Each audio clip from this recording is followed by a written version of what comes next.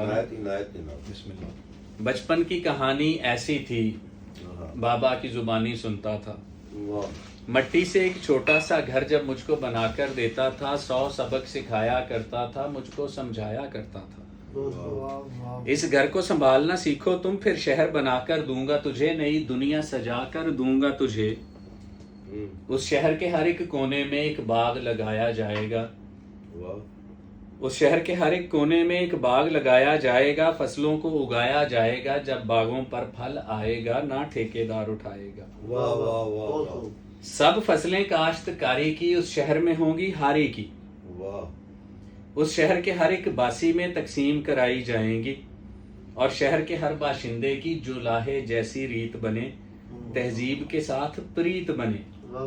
ہر ٹوٹتی تند کو جوڑے وہ، دستور کبھی نہ توڑے وہ.